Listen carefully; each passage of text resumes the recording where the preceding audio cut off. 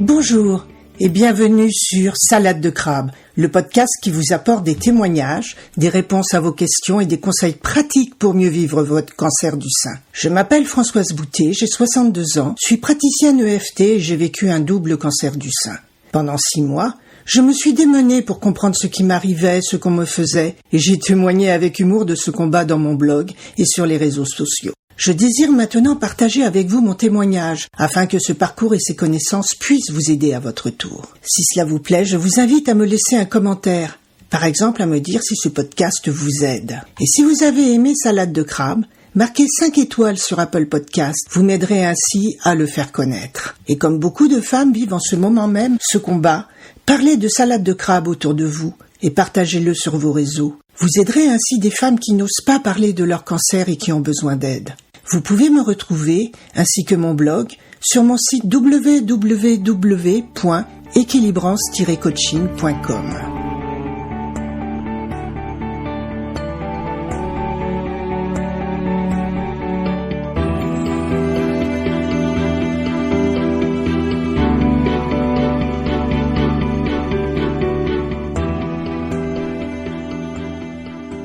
Bonjour.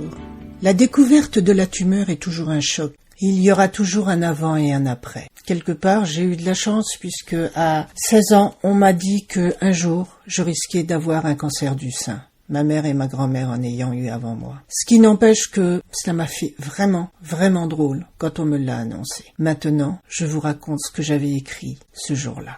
Jeudi 14 avril 2022.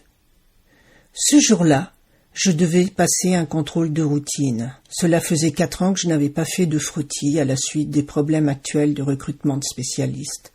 Le mien était parti à la retraite et je n'avais jamais réussi à avoir un rendez-vous. La secrétaire disant que l'agenda du remplaçant était plein ou qu'il n'avait pas le nouveau.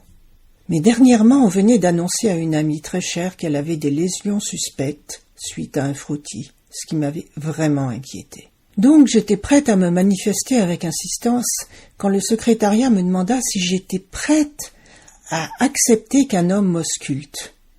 Je répondis que dès l'instant où il était compétent, cela n'avait aucune espèce d'importance. Vous mesurerez plus tard l'ironie de la situation. Donc, le rendez-vous fut pris pour la semaine suivante. Une fois arrivé, l'examen s'était déroulé normalement jusqu'au palpé des seins et la phrase fatidique « Vous avez une boule là !» au niveau du pectoral droit. Ma première réaction fut « Ça y est, on y est !» En effet, j'ai toujours su que je présentais un risque, ma mère et ma grand-mère maternelle ayant eu elles aussi un cancer du sein. Les spécialistes qui suivaient ma mère m'avaient d'ailleurs annoncé que je devais être surveillée et j'avais passé ma première mammographie. J'avais 16 ans. Ma seconde réaction fut « Merde !» accompagnée d'un bref vertige. Cela m'arrivait, à moi. Le monde s'écroulait.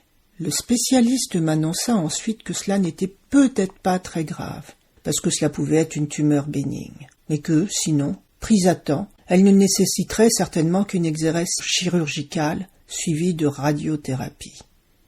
En effet, j'avais passé une précédente mammographie suivie d'une échographie juste 10 mois auparavant, et la boule était assez petite au toucher. Il me fit donc une ordonnance pour refaire une mammographie. Et je partis à moitié rassuré vers le service radiologie, qui me fixa un rendez-vous le samedi suivant. Cela allait très vite. Je n'avais même pas eu le temps de réaliser que j'étais déjà embarqué par le mouvement. Et ce n'était que le début de l'aventure.